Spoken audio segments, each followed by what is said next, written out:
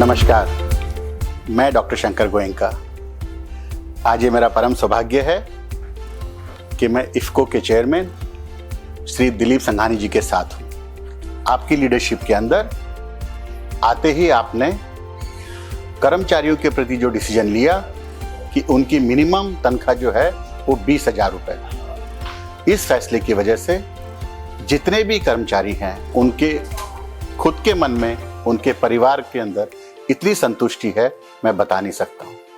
Sir, आप ही की leadership के अंदर इफ्को का हाईएस्ट प्रॉफिट रहा जो कि 4,585.21 करोड़ है, और आप ही की लीडरशिप के अंदर इस साल 2025-26 के अंदर हाईएस्ट टर्नओवर रहा जो कि 45,668.13 करोड़ है।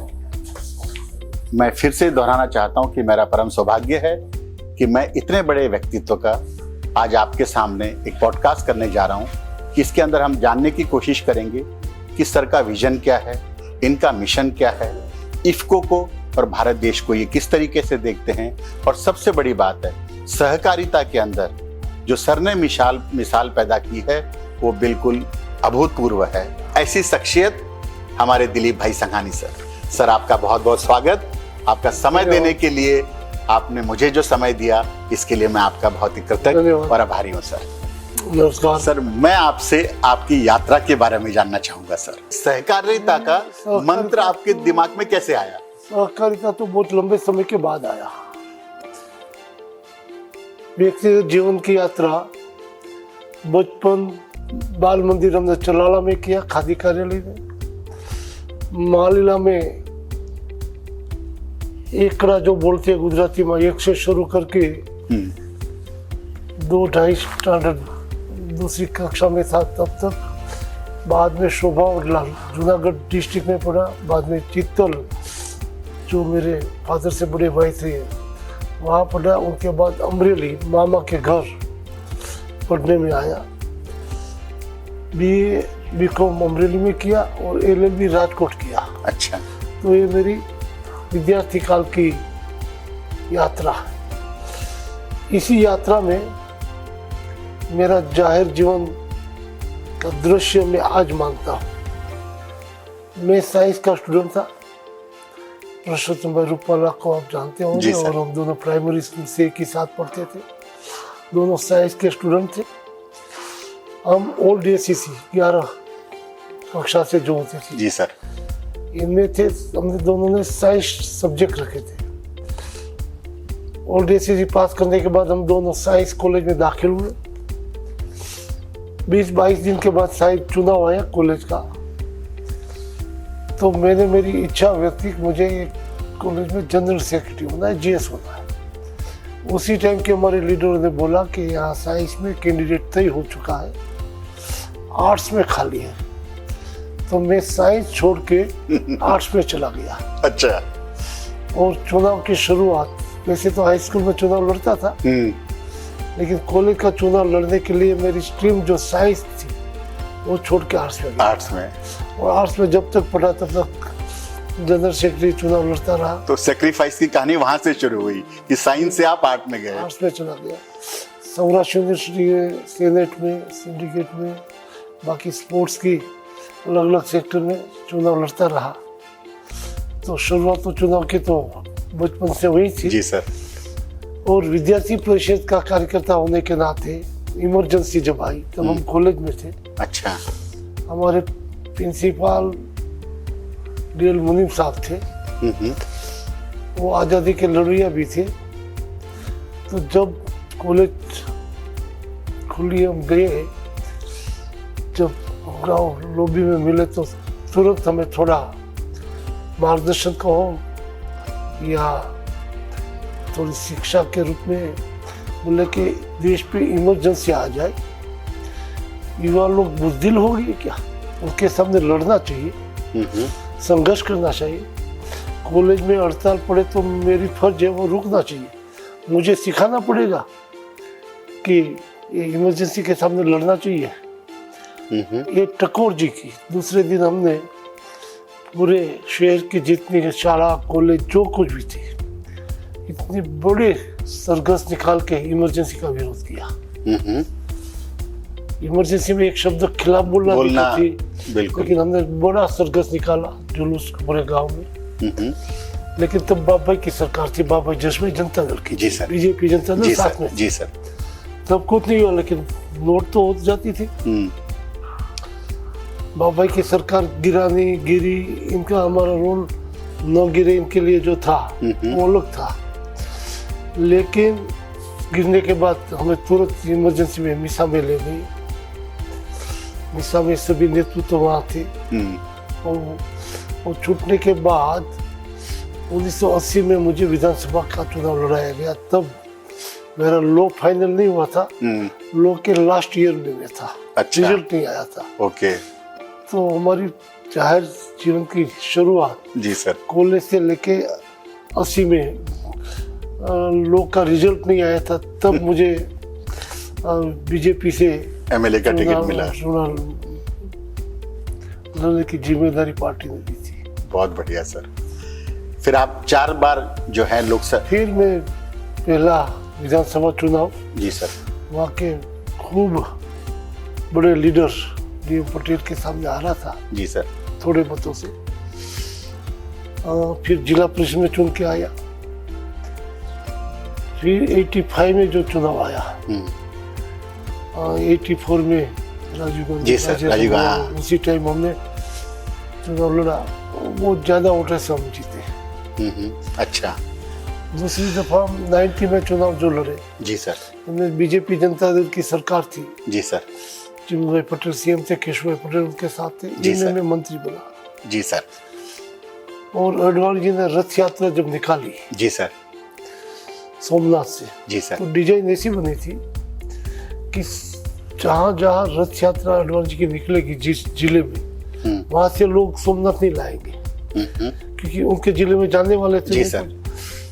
पीछे के क्षेत्र देखो तो अमरेली, भावनगर, हमारा क्षेत्र पुणे डिस्ट्रिक्ट में आता था। अमरेली में बोटाद, सब वो इसी जगह से सब लोगों की एकत्र संख्या करके वहाँ ला जाना। मैं मंत्रिमंडल में था, तो वो जिम्मेदारी मुझे दी थी कि सीओ ऑफ सोमनाथ से खूब अच्छी तरह से किया जाए। बहुत बढ़िया। और उसी टाइम अडवाणी जी रथ यात्रा निकल गए और नरेंद्र भाई उनके सारथी थे। जी सर। और हमने इतनी बड़ी जबरदस्त तैयारी करके सीओ ऑफ किया। क्षत्रिय समाज के एक अलग तहसान से 2 लोग तलवार के बीच से अडवाणी जी को निकाला, यात्रा रवाना करके। सिक्योरिटी मना करी थी, नरेंद्र भाई ने दखलगिरी करके छूट दिलवाई कि अडवाणी जी चलेगा, कोई बात नहीं, विश्वास हुए सब।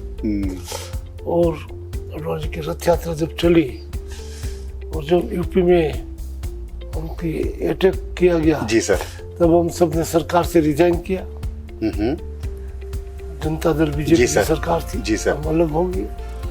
बाद में जो चुनाव पार्लियामेंट में भी आया, उसके बाद में हाँ, तो मुझे पार्लियामेंट लड़ाने का पार्टी ने तय किया। और 91 में लोकसभा में आ पाए। लगातार 4 टर्म तक, जी सर, चुनाव वहां लड़ा।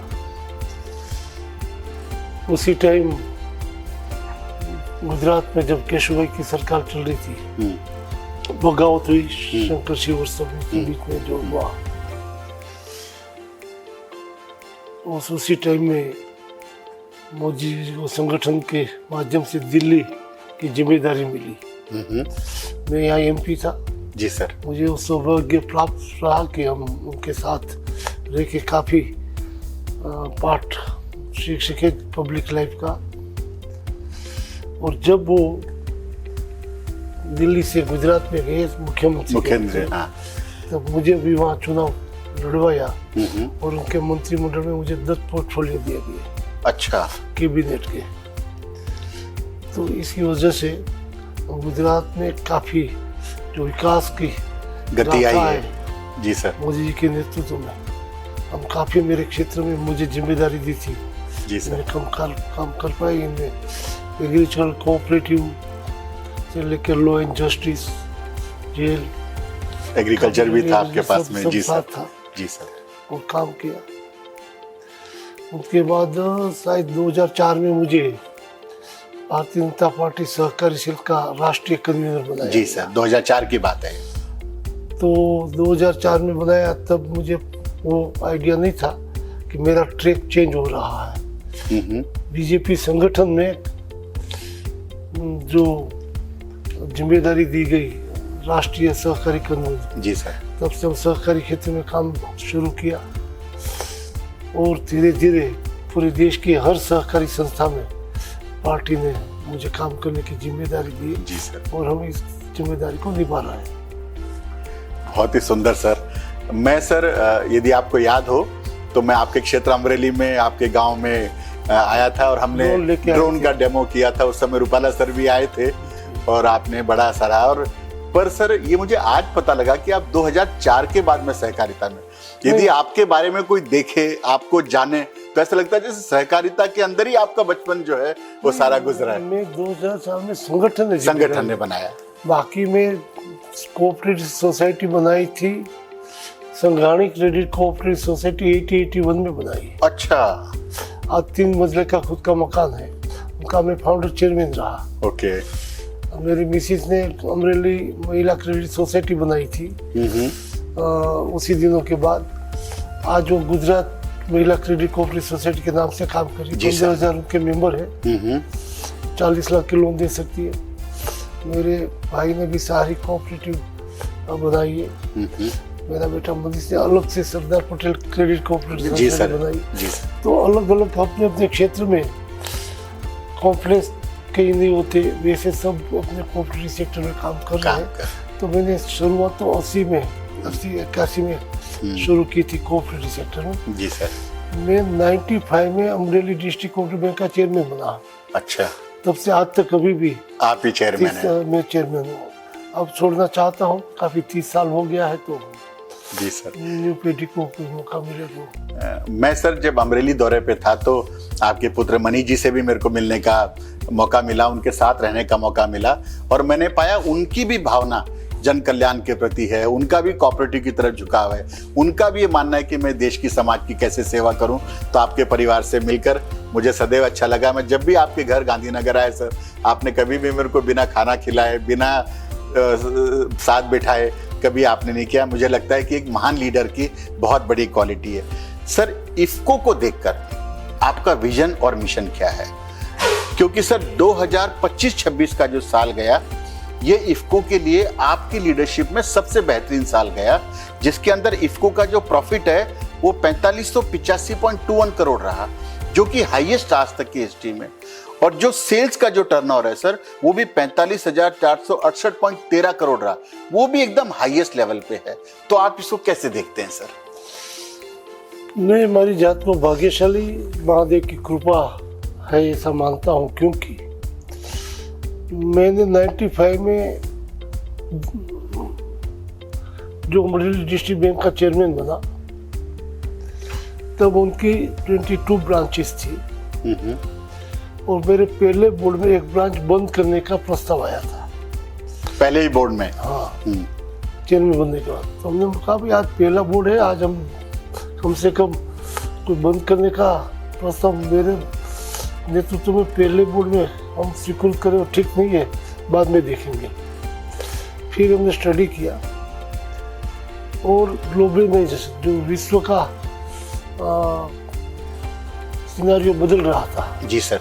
नरसिम्हा राव की सरकार में WTO ये सब की वजह से जी सर बैंकिंग सेक्टर से लेकर सब आने वाले थे। तो मैं सोचा बैंक कैसे टिकेगी इस साइक्लोन में, यदि उनके रूट मजबूत नहीं होगी तो बैंक को टिकाना मुश्किल है कोऑपरेटिव। जी सर। तो हमने शुरू किया नई ब्रांचेस खोलने का, बंद करने का नहीं। 19 करोड़ की डिपॉजिट थी, आज 3000 करोड़ से ज्यादा डिपॉजिट हमारी है 85 की बैंक में। और आज हमारे 71 ब्रांचेस है। अच्छा। 22 ब्रांचेस थी, 22 से 71 हो गई है जी। उसी टाइम भी हमारे पास 6 गाड़ी थी बैंक की, आज भी 6 गाड़ी है। अच्छा, तो आपने खर्चा नहीं बढ़ाया? और करीब मैंने संभाली तब तक 8-10 साल से डिविडेंड नहीं दिया गया था। मैं डिविडेंड भी शुरू कर दिया सब देने का।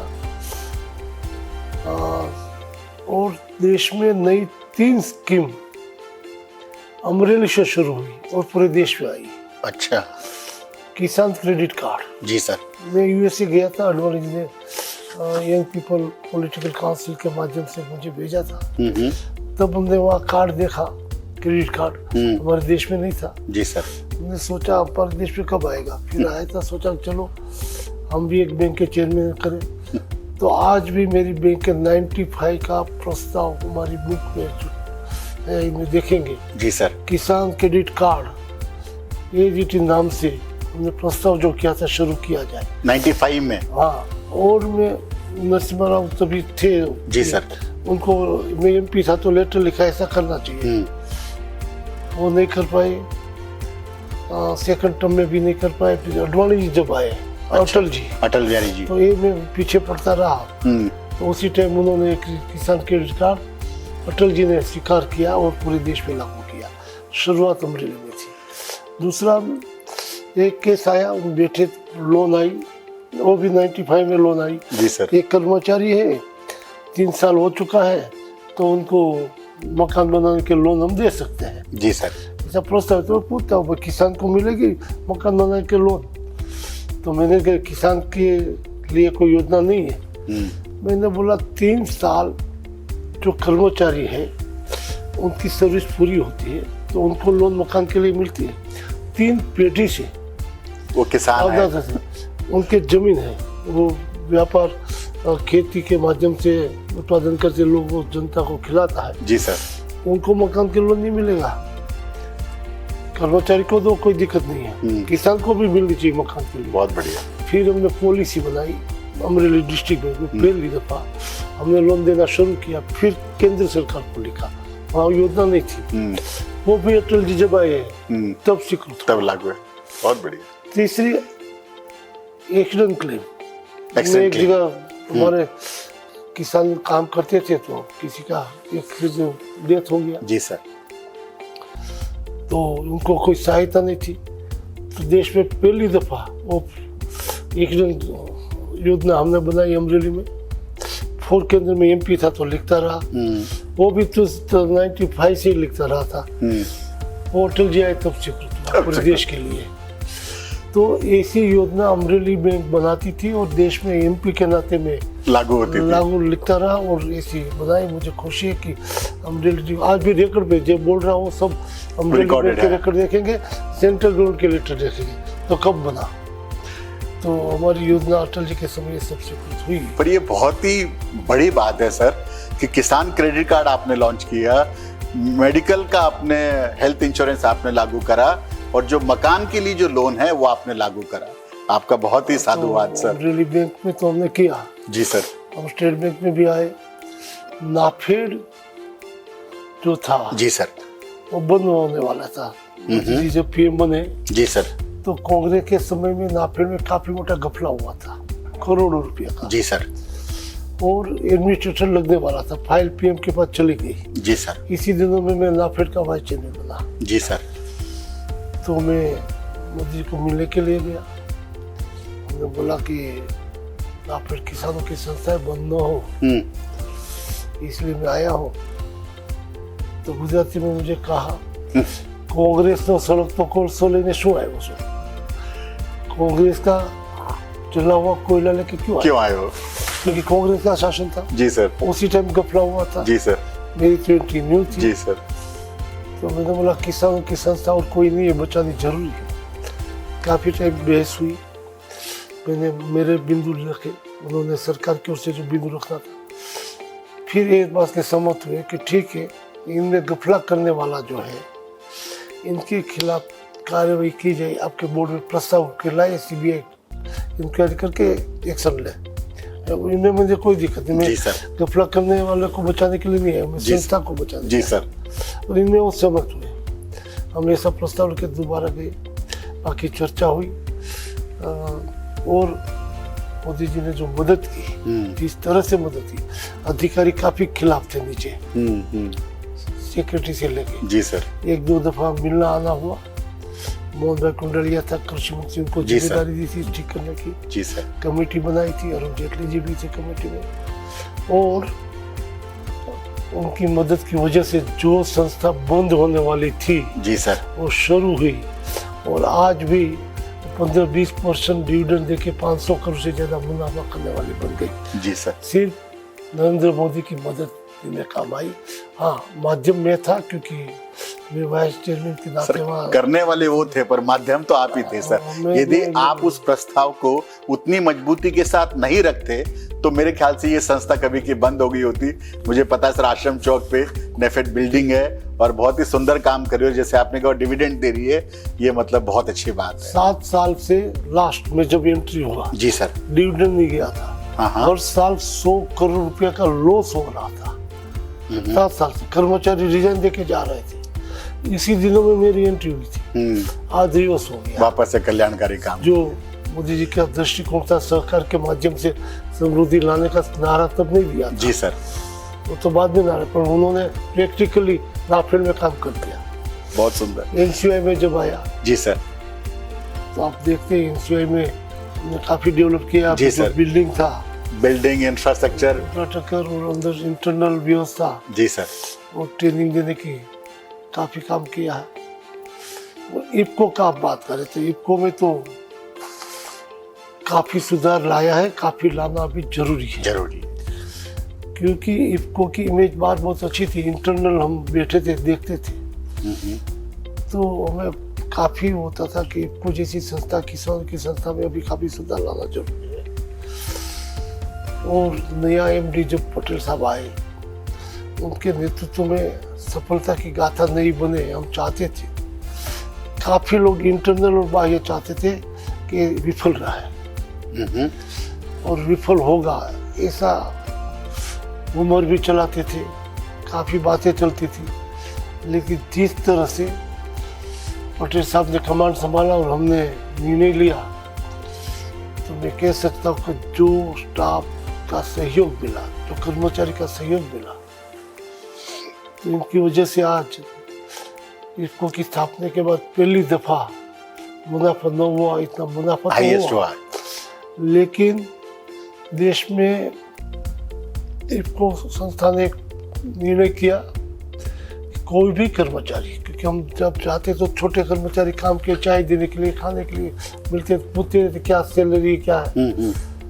तो अलग अलग स्टेट में जो मिनिमम वेजेस का हो, इनके हिसाब से कहीं 12,000, 15,000, 18,000। जी सर, तो हमने तय कर लिया कि कम से कम 20,000 सैलरी नेट मिलेगी, ग्रोस नहीं। जी सर, नेट मिलेगी। नेट का मतलब 22-23,000 सैलरी हुई, इतनी मिलेगी। क्योंकि अब आज की स्थिति में घर चलाने के लिए, बच्चों को पढ़ाना, तो ये निर्णय का स्वागत पूरा हुआ। जी सर, क्योंकि इतना मुनाफा जो हम करते हैं और बाकी का खर्चा जो जरूरी नहीं था, ऐसा भी जो होता था, इन पर हमने कंट्रोल किया।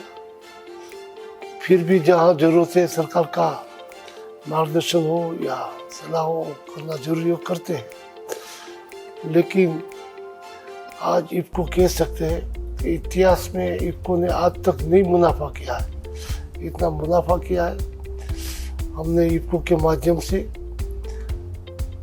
इफ्को के साथ जुड़े हुए हैं किसानों को, कर्मचारी को, और उनके साथ जुड़े उनके ग्राहक, जो इफ्को की प्रोडक्ट को ले जाने वाले किसान को सुरक्षित समृद्ध कैसे बनाना।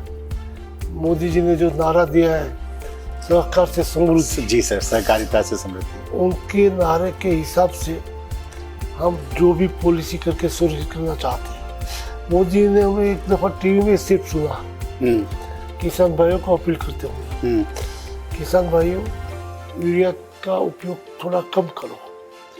यूरिया की वजह से अपनी हेल्थ पर विपरीत असर होती है। जी सर, यूरिया की वजह से अपनी जमीन बिगड़ती है। जी सर, यूरिया की वजह से अपना वायु प्रदूषण होता है। जी सर, तो मेरी रिक्वेस्ट है कि किसानों कम उपयोग करें। जी सर, तो सरकारी अफसर तो काम तुरंत लग जाते हैं। 50 kg की बैग थी, 45 kg की बैग कर दिया। जी सर, तो इनसे कोई वायु प्रदूषण कम होगा, जमीन खराब होने की कम होगी, सॉइल हेल्थ बेटर होगी, तो इनमें कम होगा, ऐसा मैं नहीं मानता था।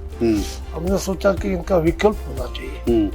यूरिया की वजह से जो नुकसान जमीन हेल्थ वायु को होता है, इनका ही क्रॉप पे उपयोग हो और नया कैसे संशोधित किया जाए। और इनकी हमारी पूरी अधिकारियों की टीम के साथ मंथन शुरू हुआ और नैनो यूरिया का जन्म जो दुनिया में पहली बार हाँ नैनो यूरिया की शोध इफको के माध्यम से जी सर। दुनिया स्वीकारने के लिए तैयार नहीं थी, क्योंकि 50% से ज्यादा इंटरनेशनल दबाव है, नहीं लाना पड़ता है जी सर। पूरे देश में उत्पादन नहीं हो रहा है जी सर। ICAR की मान्यता लेनी थी, काफी 1.5 साल तक मेहनत की। Mansukh Mandaviya, Parshottam Rupala ji sir, agriculture minister, fertiliser minister और PM के पास हम 1 दफा 2 दफा 3 4 दफा गए। लास्ट टाइम मैंने डाउट किया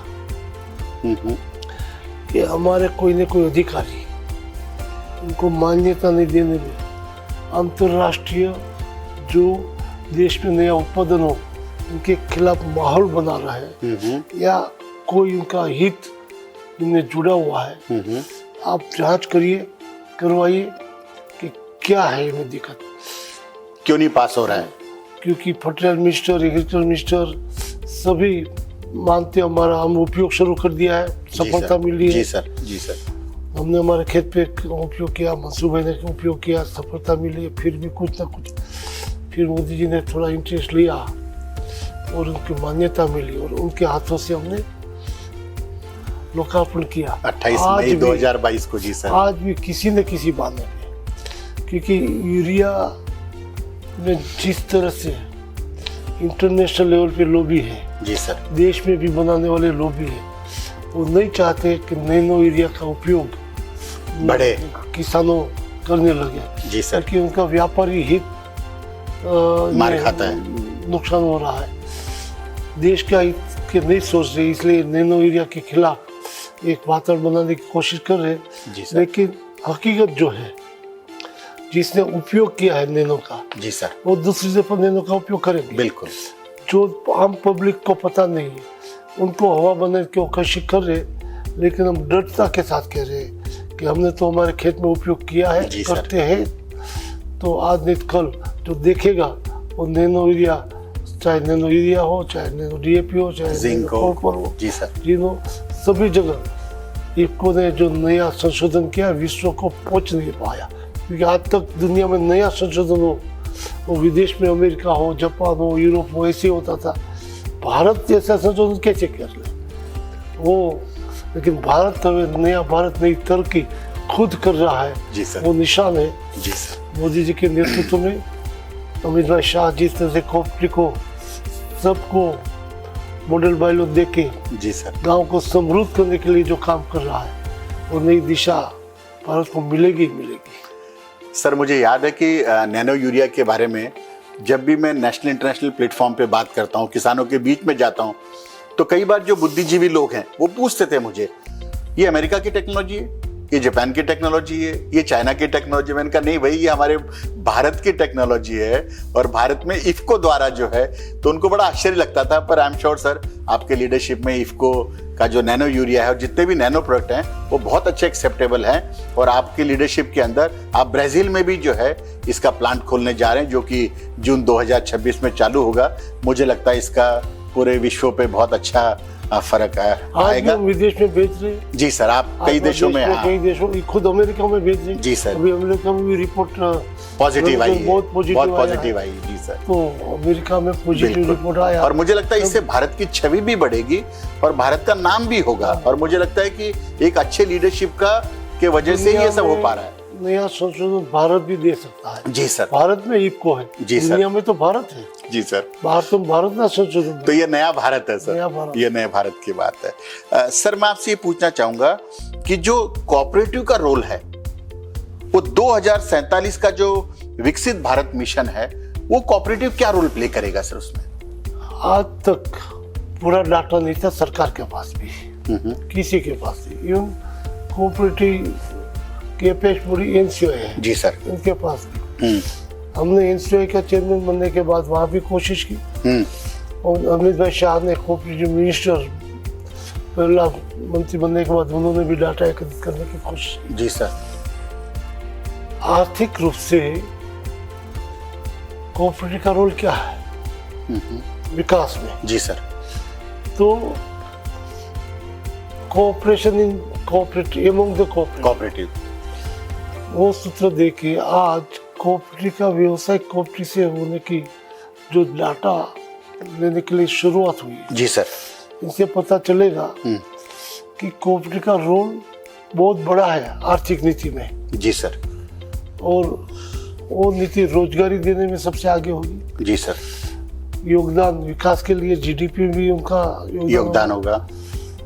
लेकिन कोऑपरेटिव को किसे मानेंगे? समझो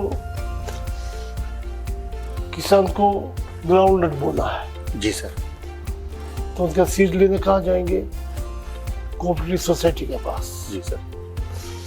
कोऑपरेटिव सोसाइटी और सीड बनाने के लिए किसी किसान को सीड पहला बनाने के लिए देंगे। जी सर। वो बनाएंगे, कोऑपरेटिव सोसाइटी परचेज करेगी, उनकी प्रोसेस करके वैल्यू एडेड करने के बाद सीड वहाँ जाएगा। जी सर। वो सीड जाने के लिए भी लॉजिक जो व्हीकल लेके खेत पे जाएगा। जी सर। वहाँ बोएंगे, वहाँ मजदूर की जरूरत होगी। जी। उत्पादन होने के बाद भी मजदूर की जरूरत होगी। जी सर। वो उत्पादन लेके कोई फैक्ट्री पे जाएगा तो वहाँ भी मजदूर की जरूरत। फैक्ट्री जब चलेगी वहाँ भी रोजगारी होगी। जी सर। फैक्ट्री जहाँ चलेगी इनके आसपास चाय, पान, कला, नाश्ता, ये सब छोटे मोटे व्यवसाय खुलेंगे। लारी होगी, छोटा मोटा माल ले जाना, वहाँ भी रोजगारी देगा और बिकेगा।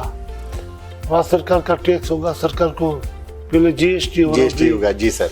नहीं, अब जीएसटी मिलेगा, पहले सेल टैक्स था, जीएसटी है। तो सभी रोल पे जीएसटी लगेगा, सरकार को भी बड़ी इनकम होगी। तो रोल तो शुरू कोऑपरेटिव से हुआ, लेकिन उनको कोऑपरेटिव में गिना नहीं जाता रहा है। आज तक उनको अलग नहीं किया गया है। जी सर। ऐसे हर सेक्टर में इफको कोऑपरेटिव संस्था है। जी। फर्टिलाइजर बनाती है, इंसेक्टिसाइड बनाती है, बिकती है, इन पर भी टैक्सेज होता है। जी सर। बैंक किसानों को लोन देती है, इन पर भी टैक्स आ जाता है। जब इनमें से लोन आती है तो इनमें भी सेल इनकम टैक्स इतना बढ़ा देते हैं, जीएसटी सर्विस टैक्स लगता है। जी सर। ये सब टैक्सेस किसकी वजह से? कोऑपरेटिव वजह से। आज तक इनको कोऑपरेटिव के माध्यम से गिना नहीं गया है। अच्छा। इस तरह से अलग अलग गन्ना का ट्रैक्टर, गन्ना के खेती में कुछ करेंगे, ट्रैक्टर चाहिए तो इनमें चलेगा, टायर के लिए, मशीन के लिए, सब में जीएसटी तो होगा। जी। लेकिन नया परचेज करेंगे तो नई इनकम, नया रोजगारी, ये सब इनमें होगा। रिपेयर है, मेंटेनेंस है, सर्विस है, सभी में तो रोजगार भी क्रिएट होगा और आय भी बढ़ेगी। तो इनमें रोल तो कोऑपरेटिव का है। तो कोऑपरेटिव रोल इतना बड़ा है और दूध पानी को मिला दे तो पता नहीं चलता कहाँ दूध, कितना दूध है। हंस अलग करते हैं। जी सर। वैसे अमित भाई ने किस तरफ से इनकम कोऑपरेटिव की हो, इनका डाटा एकत्रित करके जो कोशिश शुरू की है। जी सर। जिससे मैं मानता हूँ कि बजट पे इनका दिखना चाहिए, डायरेक्ट इम्पैक्ट रोल है। जी सर। कि कोऑपरेटिव का रोल है तो बजट भी कोऑपरेटिव को डेवलप करने के लिए, उनको सुरक्षित करने के लिए, उनको समृद्ध बनाने के लिए एलोकेशन होना चाहिए। बिल्कुल। तो इस दिशा से अगले दिनों में साइंटिफिक जो नया संसाधन है, टेक्नोलॉजी है, इनकी वजह से सब अलग करके बता पाएंगे कि कोऑपरेटिव में इतनी क्षमता है। मैंने देखा सर, अभी जो आपने भारत टैक्सी लॉन्च करी उसका मैंने साफ फर्क देखा। यदि उबर में 800 रुपए आ रहा है तो भारत टैक्सी में 550 से 600 रुपए आ रहा है। तो मुझे लगता है ये भी एक कोऑपरेटिव की बहुत बड़ी देन है। अब 550 आ रहे, उबर में जो आएगा वो पैसा भी दे जाएगा। जी सर। तो उनका बाहर का है। जी सर। वो अपना काम करने वाला तो भारत का है, उनको मिलेगा नहीं। जी सर। कि भारत टैक्सी में काम करेगा उनको 100% फायदा होगा। जी सर। उबर में काम करने की सैलरी देखेंगे, सही बात है। उनको मिलने का पैसा आधा भी भारत टैक्सी से नहीं मिलता होगा। तो इस तरह से भारत को भारत के नागरिक को सलामत हर सेक्टर में कैसे बनाया जाए, वो सोच अमित भाई ने मोदी जी के मार्गदर्शन में की है और उनका अमलीकरण हम कोऑपरेटिव के माध्यम से कर रहे हैं। नहीं, मैंने जब भी उनसे टैक्सी से बात करी, एक दो बार जब भी मौका मिला, वो बड़े खुश हैं। कहते साहब पहले हमको इतने रुपए मिलते थे, बाकी तो सब कट जाते थे, यहाँ तो पूरे पैसे हमारे को मिलते हैं। तो छोटी छोटी बातें कितना बड़ा बड़ा बदलाव ला सकती है, ये सामने दिखाई पड़ता है। सर, मैं एक और बात आपसे पूछना चाहूंगा कि जो इफ्को है, ये किसान की इनकम तो इंप्रूव कर रहा है, पर क्या हम उनकी प्रोडक्टिविटी भी बढ़ा रहे हैं? प्रोडक्टिविटी बढ़ाने के लिए समझो नैनो जी सर, नया रजिस्टर करके नई अभी हमने नया संशोधन किया है अमृत धारा। जी सर, जो बनाना का एक्सट्रैक्ट है, हाँ केले लेके उनको किसान को फेंकने के लिए खर्च करना पड़ता था, कहाँ और गंदगी होती थी। जी सर, तो जब मैं कृषि मंत्री था, मोदी जी सीएम थे, तब हमने नवसारी यूनिवर्सिटी में उनके बारे में संशोधन किया था। केले के पहले तना के पहला राउंड जो होता है, जी सर, जी सर, इनमें से कपड़ा, उनके फाइबर से कपड़ा बनता है, तो ऑर्गेनिक हो गया। दूसरा जो है इनसे कपड़ा बनता है। जी सर, और लास्ट गर्भ है, इनमें से चॉकलेट बनाते हैं, और पीसने से जो लिक्विड निकलता है, जी सर, इनसे हम लिक्विड फर्टिलाइजर बनाते हैं। उनका हम अमृत धारा के नाम से बिक्री कर रहे हैं। हमने शुरू किया था तब हम मंत्री बन के इस सेक्टर में आ गए कोऑपरेटिव में, तब हमने पता किया क्या हुआ, बंद हो गया। यूनिवर्सिटी वाले बोले कि हमारा काम तो मार्केटिंग का है नहीं। हाँ। तो मैं गुजरात स्टेट कोऑपरेटिव मार्केटिंग का चेयरमैन हुआ। जी सर, तो उसको मास्टर, जी सर, गुजको उनके नाम से हमने इनके साथ यूनिवर्सिटी का एमओयू किया ये टेक्नोलॉजी का। और हमने भरूच के पास हमारा कैंपस जो है, जी सर, वहाँ किसानों को ट्रेनिंग देने के लिए उनका बड़ा कैंपस में काम शुरू किया। हमारे आचार्य गवर्नर जो है, उनके हाथों से उनका इनोग्रेशन कराया, क्योंकि वो ऑर्गेनिक का पूरा जी सर, आग्रही है। उनके हाथों से ट्रेनिंग किसानों को फ्री देने से, तो किसानों को आज उनके तना को निकालने के लिए जो खर्च होता था, उनके सामने आज तना का पैसा मिलना शुरू करवा दिया। तो उनकी आय बढ़ी। तो उनकी आय बढ़ाने का, तो अब हम वहाँ अभी बाहर बनते हैं, क्योंकि हम जब इनोग्रेशन किया तब गवर्नर साहब की कोटी, मेरी कोटी इसी कपड़े से बना के हमने दी। अच्छा, इनोग्रेशन में जब मैं मंत्री था तभी भी मैं उनकी कोटी पहन के पाल हाउस में आके डिक्लेयर किया कि हम ये कर रहे हैं। और विपक्ष के जो नेता थे सबके लेटर पैड इसी कागज के बना के आपने दिए और बोले लेटर पैड बना के दिए थे कि आप फाड़ने की कोशिश करो। नहीं फटा। तो कम से कम 100-150 साल तक वो कागज एडिटीज रहे, ऐसी क्वालिटी वाला कागज है। अच्छा, बहुत अच्छा है। जो इनका लिक्विड से फर्टिलाइजर बनता है वो भी बहुत बढ़िया है। तो इस तरह से नया नया संशोधन जो गुजको मसों ने किया था, अब इफ्को वो टेकअप करके पूरे देश में फैला। तो साउथ में जो बनाना होता है, जहाँ वहाँ इस तरह से करके वहाँ और रोजगारी जनरेट करेंगे। बहुत बढ़िया। तो ये सारी बातें लीडरशिप शो करती हैं सर, कि कैसे छोटी छोटी बातों को आप देखकर उसमें अपनी बुद्धि लगाकर उसके ऊपर रिसर्च करके R&D कर उसको बाजार में लाकर देश और दुनिया का आप कैसा भला कर सकते हैं, और आप इफ्को का नाम और हमारे देश का नाम आप आगे कैसे लेके जाते हैं। मेरा सवाल आपसे कि सर, इफ्को जो है अपनी जो प्रोडक्टिविटी करती है, जो इतना प्रोड्यूस बनाती है, उसको कैसे सस्टेनेबल करती है सॉइल हेल्थ के लिए? इफ्को कोडेट के माध्यम से अपना जो हर यूनिट पे कोडेट है। जी सर, किसानों के लिए, गांवों के विकास के लिए सोशल ओब्लिगेशन जो सरकार के 7 सिद्धांत पे है। जी सर, तो वहाँ इस क्षेत्र में ट्रेनिंग देते हैं और सरकार से भी सोइल हेल्थ कैसी है उनकी लैब सभी जगह पे रखी है। उनके माध्यम से किसान जब अपनी जमीन लेके आएंगे, मिट्टी लेके आएंगे, तो इनमें कौन सा तत्व है, कौन सी फसल उगानी चाहिए, उनका मार्गदर्शन वहाँ से मिलता है। जी सर, जिससे किसान सही दिशा में अपनी लैंड पे क्रॉप का निर्माण कर सके, बो सके।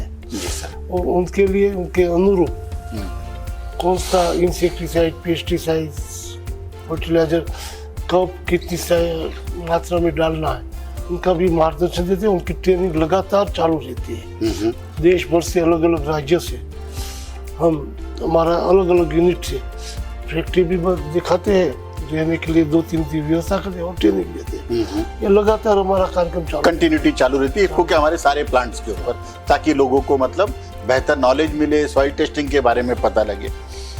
और सर, जो इस समय जो फर्टिलाइजर का जो रोल है क्लाइमेट चेंज के ऊपर इन एग्रीकल्चर, तो इसको आप किसके माध्यम से कट करना चाह रहे हैं, या इसके लिए क्या आपकी योजनाएं हैं? आज लोगों को ऑर्गेनिक, जी सर, जो आज का केमिकल युक्त पेस्टिसाइड निश्चित हो, जी सर, वही खाद्य सामग्री में मिलता है, इससे मुक्त कैसे हो? वास्तविकता इनसे बीमारी, पंजाब का हमारा जी सर, एग्जाम्पल है ट्रेन, जी सर, कैंसर ट्रेन के नाम से, तो एक कम कैसे हो? देश में एकदम रातों रात तो कम नहीं होगा। जी सर। ऑल्टरनेटिव जैसे नैनो दिया, इनसे भी ज्यादा हम ने गुस्को महसूल के माध्यम से 15 दिन पहले एक एमओयू जॉर्डन और जर्मन की कंपनी साइंटिस्ट के साथ किया है। 1 साल पहले नेचुरल फर्टिलाइजर, ऑर्गेनिक और नेचुरल में भी डिफरेंस है। जी सर। तो नेचुरल फर्टिलाइजर लेके हम आए थे, तो उनका प्रयोग हमने गुजरात के हर डिस्ट्रिक्ट के प्रोग्रेसिव किसान को बुला के किया था इनके बीच। ठीक है सर। सबको लगा बहुत बढ़िया है, तो मांग भी आती थी, लेकिन उनका भी आग्रह था, हम यहाँ भी के हमने मना किया था, जब तक भारत में भारत की लैब हमें उनकी जमीन चकासनी पूरी करके मंजूरी न दे या उनके बारे में रिपोर्ट न दे, तब तक हम नहीं करेंगे। आनंद यूनिवर्सिटी में उनके पूर्ति प्रमाण ने फर्टिलाइजर दिया था। करीब 8-9 महीने तक इन पर पूरे अलग अलग क्रॉप, अलग अलग समय का निरीक्षण हुआ, और 1 महीने पहले उनका पॉजिटिव रिपोर्ट दिया, बहुत अच्छा है। वो रिपोर्ट लेके हमने गुजरात के मुख्यमंत्री को दिया। उनके बाद हमने पूरे गुजरात से, हर डिस्ट्रिक्ट से प्रोग्रेसिव किसान को बुलाया, और जॉर्डन और साइंटिस्ट जर्मन के से उनको भी बुलाया गांधीनगर में टाउन हॉल में, और इनके बीच हमने एमओयू किया, उनका प्रयोग दिखाया। कोई भी केमिकल फर्टिलाइजर होगा तो पानी में मिला के आप खा पी नहीं सकते। उन्होंने हमारे जैसे मेरे जात के साथ और लोगों को, जी सर, 7-8 लोगों को खड़ा किया। पहले साइंटिस्ट ने पिया, फिर हम सबको पिलाया। अच्छा। वो मिला के वो फर्टिलाइजर, जी सर, कि वो बोले ऑर्गेनिक है। ऑर्गेनिक नहीं होता, ऑर्गेनिक नेचुरल है। जी सर। ऑर्गेनिक भी दिक्कत होती जी सर, क्योंकि तो खतरे से जी सर, बचता जी सर, जी सर। प्योर नेचुरल है।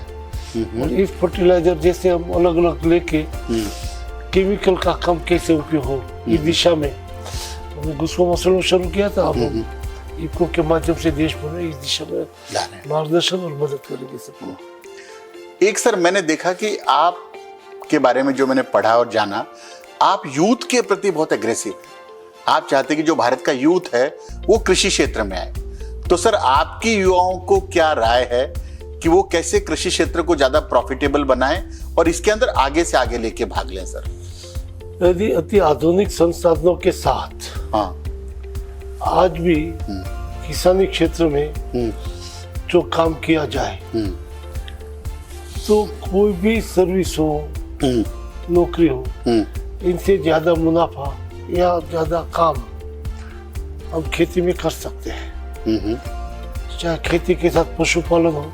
जी सर। और पशुपालन के लिए हमने अमर डेयरी, अमर फाउंडर चेयरमैन, वसुंधरा का चेयरमैन, रूपाला जी हम डायरेक्टर आज भी है जी।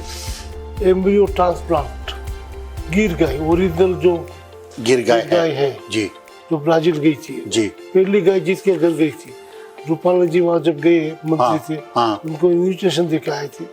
अमरेली डेयरी पे हमने उनका प्लांट बना दिया है जी करीब 100 बीघा में। जी अभी बन चुका है, 1-2 महीने में जी इनोग्रेशन जी करेंगे जी लोकार्पण। जी तो जो चाहे आप, ऐसी गाय, ऐसा कलर, इतना दूध, जो मैक्सिमम 9-10 लीटर दूध देती है गाय, जी इनकी जगह 40-45 लीटर दूध देने वाली गाय हाँ हम वहाँ देंगे एम्ब्रियो ट्रांसप्लांट के माध्यम से, इनकी प्रोसीजर से। अभी जब काम चल रहा था बिल्डिंग ये सब जी लैब का, जी तो हमने एम्बुलेंस मूवी बना के इनमें पूरी लैब बना के जी घर जाके उनका प्रयोग किया। 50 मछली आज हो चुके हैं इनका। आज हमने जिनको एम्ब्रियो देते हैं, जी इसे कंडीशन करते हैं, ये बच्चा हो तो अब बिक नहीं सकते, बिकना है तो डेयरी 40,000 रुपया देके परचेज कर लेगी। अच्छा, जैसा एक का जैसा जन्म हुआ, हाँ, उनको नहीं चाहिए, हम 40,000 रुपया देंगे, हम ले लेंगे। एक गाय का? हाँ, अच्छा, बच्चे का। हाँ। तो अभी तक किसी ने बेचा नहीं है, क्योंकि तो किसान के लिए तो बहुत बड़ी बात होगी। और क्रांति इतनी बड़ी होगी। 2-3 महीने में हमारा प्लांट होके जी सर, हम इनका इनोग्रेशन करेंगे, तो देश में किसी को भी एम्ब्रियो ट्रांसप्लांट के माध्यम से जो अच्छे असली गाय, अब फीमेल मेल जो चाहे वो देंगे, इनसे वो भी होता है। जी जी। तो इनके माध्यम से एक नई क्रांति सिर्फ गुजरात में नहीं, देश में लाने की हमारी कोशिश है। तो सर, जो एग्री स्टार्टअप है और जो प्राइवेट सेक्टर का कोलैबोरेशन है, इसके बारे में आपकी क्या राय है सर? क्योंकि मैं देख रहा हूँ भारत में बहुत सारे एग्रीकल्चर सेक्टर के अंदर स्टार्टअप्स आ रहे हैं सर। क्योंकि जो जानते बिजनेस आखिरी कुछ भी होगा एग्रीकल्चर के माध्यम से ही होगा। समझो पोटैटो चिप है जो बिकती है, जी सर, तो वो खुद एग्रीकल्चर किसान के साथ एमओयू करके खुद सीड देते, खुद बनवाते हैं। जी सर, जी सर। और बनवाने के बाद जो किसान को 10 रुपया मिलता है, तो उनको 100 रुपया मिलता है बाहर बिकने में, वैल्यूएट करते। जी सर। और इनको किसान को लाभ मिले, इसलिए हमने Gujarat state cooperative marketing federation कुछ महसूल के माध्यम से मेहसाणा में हम ऐसा यूनिट बना रहा है कि आज हम लैंड किसानों के साथ एमओयू कर रहे हैं जी, कि आप जो बाजार में कीमत होगी, मार्केट प्राइस जी, इनसे 10% ज्यादा देंगे। अच्छा, जितना भी हो जो होगा, चाहे सब्जी हो, चाहे अनाज हो, चाहे ऑयल सीड्स हो, हम 100% परचेस करेंगे। उनको वैल्यूएट करके हम एक्सपोर्ट करेंगे। अच्छा, तो एक्सपोर्ट करने से क्या होगा, जो सरकार के नियमों के अनुसार होगा, जी, सरकार को हम इंडिया में भी लेंगे जी, और इनमें से जो मुनाफा होगा ये फिर किसान को हिस्से में जितना होगा उनको जाएगा। परचेस करेंगे तब तो 10% बाजार कीमत से ज्यादा देंगे। जी सर।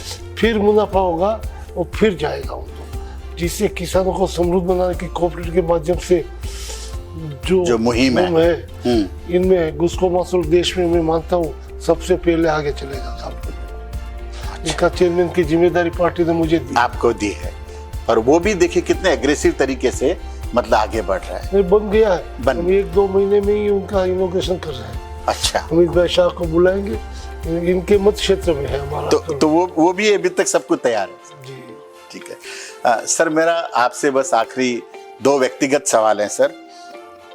आप इतने वर्षों से पब्लिक लाइफ में रहे, आपने बचपन का सफर अलग तरीके से तय किया, पढ़ाई की, इतना सारा रहा, तो आपके अपने मोटिवेशन का क्या राज है सर? क्योंकि मैं देखता हूं कि आप रोज ट्रैवल करते हैं, रोज जा रहे हैं, लोगों से मिल रहे हैं, कभी इनॉग्रेट, कभी लोगों के बीच में, तो आपकी सफलता का राज मैं जरूर चाहूंगा, और मैं चाहूंगा कि हमारे जितने दर्शक हमारी बात सुन रहे हैं सर, उनको आपसे मोटिवेशन मिलेगी। आज के समय में जॉइंट फैमिली के देखना कम मिलते हैं। जी सर। मेरे मदर फादर 3-4 साल पहले चले गए, father 96 year, mother 90 year. That time we are one kitchen room, 45 member, one kitchen room। अच्छा, 45 मेंबर एक कमरे में और एक किचन के साथ एक मकान में। हाँ, आज भी हम 42 मेंबर्स, 1 किचन 1 रूम, सब भाई। मैं पॉलिटिकली गांधीनगर रहता हूँ। 2 दिन की छुट्टी होगी, बच्चा सब चले जाएंगे अमरेली। छोटे भाई बच्चे के लिए पढ़ाने के अमदाद है, जैसे 2 दिन छुट्टी होगी सब अमरेली में। एक ही किचन पे सब रहते हैं और एक ही घर में रहते हैं और सब काम करते हैं और उस पर सपोर्ट करते हैं। मेरी मदर ने, मैंने जब वकालत शुरू की जी, तो पहले दिन जब आशीर्वाद लेके कोर्ट में जा रहा था तब कहा था, गरीब इंसान से कुछ फीस ऐसी नहीं लेना कि इनका आत्मा तो भाई, पैसे उन लोग के पास से जो लेना लेना, लेकिन गरीबों की सेवा करना, उनकी मदद करना। तो दूसरी बात, मेरी पत्नी, बड़े भाई की पत्नी, सबको मेरी माँ कहती थी, कोई भी आए तो खाने के लिए अपने बेटे को दो, अपने दामाद को दो, अपने पति को दो और मांगने वालों को दो, इनमें फर्क नहीं होना चाहिए। खाने में भेद, भगवान से भेद। जो आपको बेटे को खाना दो वही मांगने वाले को दो, उनको सम्मान के साथ दो। और हमारी माँ वैसे ही खिलाती थी सबको, वही प्रथा आज हमारे वहाँ चल रही है। नहीं सर, ये तो मैंने आपसे कहा, ये तो मैंने खुद अनुभव करा।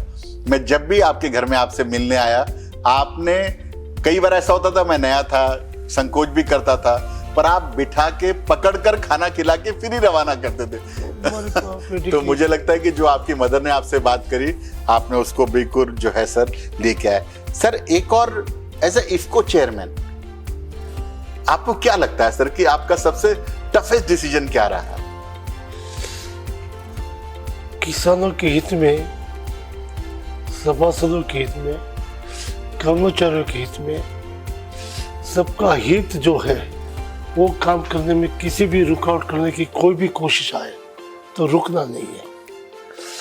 और किसी के व्यक्ति के लिए अननेसेसरी करने की जरूरत उपस्थित हो तो मिनिमाइज कैसे कर सकते हैं इनमें कि संस्था का हित का नुकसान ना हो। आखिरी किसान की संस्था है और इसीलिए हमने पहले से भी तय किया, अभी 20 साल तक 20% डिविडेंड सभासदों को मिलेगा, इस व्यवस्था से की है। अच्छा। लास्ट ईयर कोरोना के टाइम में अभी भी जिस तरह से इंटरनेशनल प्राइस बढ़ रहा है रॉ मटेरियल का, जी सर, तो डीएपी समझो देश में 30-35 संस्था ऐसी है। जी सर। फिर भी 50% तो बाहर से लाना पड़ता है। जी सर। तो बाहर से मंगवाना कम कर दिया क्योंकि प्राइस बढ़ गया, सब्सिडी बढ़ाई नहीं थी और प्राइस बढ़ाने की सरकार ने छूट नहीं दी थी। तो जो 100% से काम करती थी संस्था वो 25-30% करने लगी। तो पहले 17%, 17% पूरी 35 संस्था मिलकर करती, 30% इफको करता था डीएपी का उत्पादन। प्राइस बढ़ने के बाद इफको 70% कर रहा है, 30% में पूरी संस्था करके सबने डाउन कर दिया उत्पादन। अच्छा। क्योंकि ग्रोथ जा रहा था। आपने डबल कर दिया? नहीं, हमने बढ़ाया नहीं। हाँ। हमने जो था 100% किया, लेकिन सब डाउन हो गया। हाँ। इसी वजह से हमारा आपका शेयर बढ़ गया। तो करीब इसी साल में लास्ट ईयर 10,000 करोड़ का लॉस आया था। तो बोर्ड में हमने चर्चा की थी, किसानों की संस्था है, मुश्किल ही है तो मुनाफा हमारा लक्ष्य नहीं है। किसानों को सही समय पे सही दाम से उनको जरूरत पूरी करने के लिए काम संस्था करेगी। If you could change one thing in Indian agriculture instantly, आपको लगे ये एक चीज है जो भारत के एग्रीकल्चर सिस्टम के अंदर बदलनी चाहिए, वो क्या होगी सर? वो एक चीज से नहीं होगा। मैंने काफी समय पहले पीएम बने तब चर्चा की थी, केंद्र सरकार की कोई योजना बन जाए, हम चाहे कि एग्रीकल्चर मिशन बना लिया, जी सर, तो सबको एक समान से हम योजना को लागू नहीं कर पाएंगे। जी सर। हमारे देश का क्लाइमेट चेंज है अलग अलग स्टेट में, जी, भूमि चेंज है, पर्वतीय भूमि है, जी सर, रेताल भूमि है, जी सर, समतल भूमि है, जी सर। तो अलग अलग क्लाइमेट भी अलग अलग है, ठंडी बारिश ये सब। जी सर। तो ये योजना ऐसी बनानी चाहिए, local state government, local unit, पैसा इनका दिया जाए, लेकिन के अनुसार क्रॉप को सुरक्षित, समृद्ध, सलामत दिशा में क्रॉप लेने में, कैसे बोने में कैसे साधन संसाधन चाहिए, क्या चाहिए जी सर, इनके हिसाब से विकेंद्रीकरण करना पड़ेगा। यदि सबको ट्रैक्टर देना है, हम तय कर लिया 50% सब्सिडी, तो पर्वत में ट्रैक्टर कहाँ चलेगा? जी सर।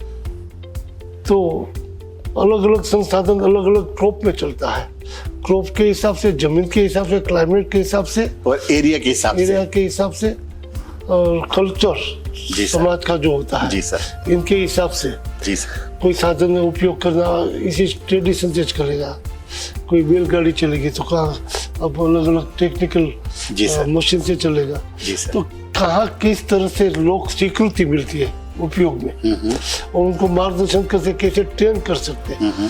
सभी को ट्रेनिंग जरूरत के लिए महत्व की होगी, हर टाइप की ट्रेनिंग देनी होगी, हर क्षेत्र में ट्रेनिंग सेंटर होना होगा, उनको ऐसे ट्रेन किया जाए किसानों को, अलग अलग तरह की ट्रेनिंग हो और अलग अलग जगह की में अलग अलग सेंटर बने, और सेंटर के मुताबिक उस जगह के मुताबिक ट्रेनिंग होनी चाहिए, तभी हम सब एक तरफ से आगे बढ़ पाएंगे, एग्रीकल्चर के अंदर रिफॉर्म ला पाएंगे। आपका बहुत बहुत धन्यवाद सर। तो ये थे मेरे साथ दिलीप भाई संघानी साहब, जिन्होंने हमारे साथ अपनी पर्सनल बातें, प्रोफेशनल बातें, और सबसे बड़ी बात है इफको आगे कैसे जाए, जो भारत में निर्मित nano urea, nano DAP, nano copper, nano zinc और बाकी के तमाम प्रोडक्ट जो हैं सर आगे लेके आने वाले हैं, उसके बारे में चर्चा करी। और सबसे बड़ी बात जो मुझे लगी वो ये कि घर सारा कैसे एक साथ रहे, ताकि हमारा जीवन, हमारा कल्चर बचा रहे और हम देश के अंदर इसको कंट्रीब्यूट करें। आपका बहुत बहुत धन्यवाद सर। Thank you sir.